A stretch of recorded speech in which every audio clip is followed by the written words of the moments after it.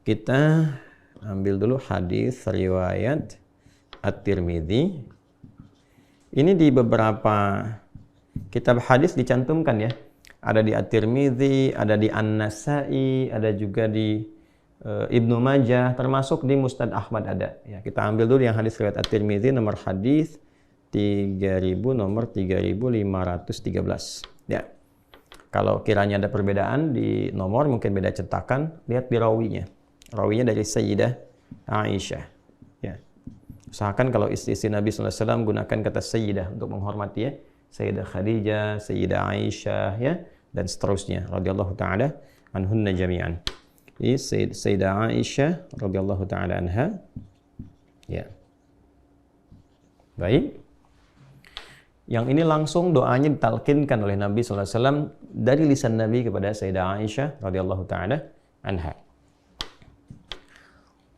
Haddatsana qala ya an Aisyah radhiyallahu ta'ala anha, dari Sayyidah Aisyah, semoga Allah meridai kepada beliau, ummul mukminin, qalat, beliau satu kali berkonsultasi bertanya pada Rasulullah sallallahu alaihi wasallam. Ya Rasulullah, atau kama qalat, wahai Rasulullah sallallahu alaihi wasallam. Kan? Nah, ini menarik sekali. Ketika beliau menggunakan diksi ya Rasulullah dan tidak mengatakan misalnya ya zauji, wahai suamiku, tapi memberikan kesan sebagai sifat Nabi SAW yang diutus oleh Allah untuk membimbing umatnya, termasuk keluarganya. Sehingga ketika disebutkan Rasul, otomatis jadi teladan. Yaitu nanti diikat dengan Quran surah ke-33, Al-Ahzab ayat 21. Laqad kana lakum fi Rasulillahi uswatun hasanah. Sungguh telah ditetapkan pada kepribadian semua yang melekat pada Rasulullah. Ingat, Rasul dengan sifat Rasulnya. Nabi Muhammad SAW menjadi lebih mulia, lebih istimewa karena sifat kerasulannya. Maka ketika diksinya menyebutkan Rasul, berarti di situ sudah ada keteladanan. Dan inilah cerdasnya Sayyidah Aisyah. Beliau juga seorang faqihah, ya, seorang ahli fiqih, ahli hadis, dan sangat luar biasa jenius keilmuannya, seorang pengajar pasca wafatnya Nabi SAW, dan sangat detil dalam memberikan diksi. Ya Rasulullah, wahai Rasulullah SAW, memberikan kesan bahwa kepada kita ada informasi yang sangat penting. Ara'aita in alimtu ayya lailatul qadri ma aqulu fiha. Bagaimana pendapatmu, bagaimana bimbinganmu, bagaimana petunjukmu kalau sekiranya aku merasakan dari malam Ramadan itu merasakan malam Al-Qadar. Ya kan? Baik, maka apa yang aku katakan, doa apa yang aku bacakan? Nah, ini memberikan kesan kepada kita teman-teman. Petunjuk pertama tadi meneladani kebaikan-kebaikan dan petunjuk yang dituntunkan oleh Rasulullah, apalagi sumbernya dari A1, istri beliau Sayyidah Aisyah radhiyallahu taala anha. Yang kedua adalah semangat menghidupkan malam Ramadan. Ya, jadi malam pertama sampai malam terakhir. Jangan hanya menunggu di 10 malam terakhir. Ya, siapa tahu Allah turunkan di pertengahan atau sejak awalnya. Kita nggak tahu kapan malam Al-Qadar itu. Ya, walaupun nanti ada hadis-hadis meminta kita berburu di akhir supaya meningkatkan semangat, tapi Allah punya hak untuk menurunkan itu di awal, di pertengahan, atau bahkan di akhir. Karena itu hadis ini memberikan kesan kepada kita juga, hidupkan setiap malam Ramadan. Sehingga kita bisa merasakan perbedaan di setiap malam. Nah, dalam konteks kita merasakan itu, lalu berdoa, apa doanya?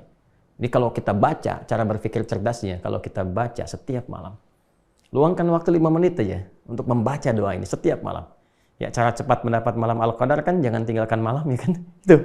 Ya, paling cepat kan begitu, walaupun cuma 5 menit malam, gitu kan?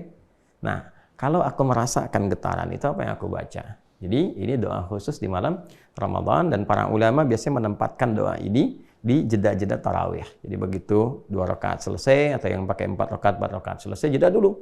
Tenangkan dulu sampai hati merasakan ketenangan. Makanya disebut dengan tarwihah, jamaknya tarawih. Ada jeda yang menenangkan kepada jiwa. Ya, apa yang dibaca? Kata Nabi, quli, ya, maka katakanlah, berdoalah. Nah, ini doanya ya. Kita tuliskan Allahumma innaka afuwun tuhibbul afwa kan fa'fu anni. Nah, ya. Di riwayat lain saya kasih kurung, ini ada tambahan karim. Silahkan, tidak ada masalah menggunakan yang manapun. Allahumma innaka Afuun. Yang pertama, yang kedua pakai karim, boleh. Tuhibbul afwa fa'fu anni. Nah, ini spesifik untuk malam-malam Ramadan. Hadisnya sahih. Ya, baik. Allahumma, ya Allah. Saya pernah sering kali bahas. Kalau Allahumma itu adalah kalimat ya Allah yang disatukan, menunjukkan pada ketundukan, ketawaduan, dan penuh harap. Jadi kalau menggunakan kata Allahumma, ada ketawaduan di dalamnya. Ada penuh harapan. Kan? Kemudian, innaka, sungguh engkau, afuun, maha pemaaf. Karimun, maha mulia. Tuhibbul afwa, engkau mencintai segala bentuk pemaafan. Wah, ini dalam sekali nih. Kalau kita ngerti bahasa Arab itu dalam sekali. Jadi kita seakan membalikkan itu kan. Meminta dengan sifat yang mulianya.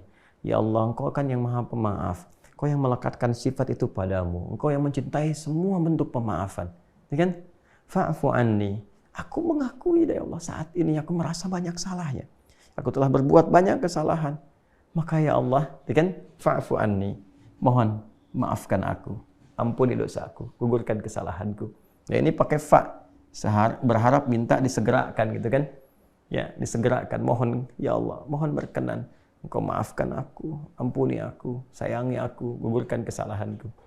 Itu Masya Allah kalau benar kita mengucapkannya dengan getaran jiwa kita, merasakan kehusyuan dalam meminta. Itu yang dimaksudkan hadis, ghufira lahu ma taqaddama min dzambi.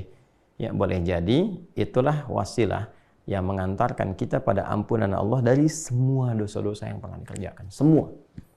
Ya, jika benar memintanya. Tentu ini kalimat taubat. Ya, kalimat taubat. Jadi yang pertama yang ingin disampaikan teman-teman semuanya, bahwa Allah Subhanahu wa taala memberikan petunjuk pada Rasulullah sallallahu alaihi wasallam untuk mengajarkan kepada istri beliau tercinta Sayyidah Aisyah radhiyallahu taala anha, yang diteruskan tentunya kepada kita umatnya, doa-doa spesifik, permohonan spesifik selama Ramadan. Dan yang pertama adalah doa yang terkait dengan malam Ramadan. Nah, teknisnya saya persingkat. Doa ini dibacakan di sela-sela sholat tarawih. Kan? Jadi di antara jeda misalnya kalau menggunakan formulasi, baik itu 11 rakaat atau 23 rakaat atau bahkan lebih. Jadi kalau ada yang 2-2, maka setelah 2 itu jeda sebentar. Jangan langsung bangun lagi, tenang ya, tenang. Ya, kalaupun menunaikan berjamaah, tenang sejenak. Berdoa dulu, baca dulu ini. Allahumma innaka afuwun karim, Allahumma innaka afuwun tuhibbul afwa fa'fu anni. Kan? Nah, kalau sekiranya untuk banyak, ganti kepada nak saja. Allahumma innaka afuwun, atau Allahumma innaka afuwun karim, tuhibbul afwa fa'fu anna. Gitu ya. Kalau untuk jamak demikian. Nah, kadang-kadang di beberapa masjid diingatkan. Ada salah satu yang mengingatkan kepada jamaah membacakan, karena nggak semua orang tahu.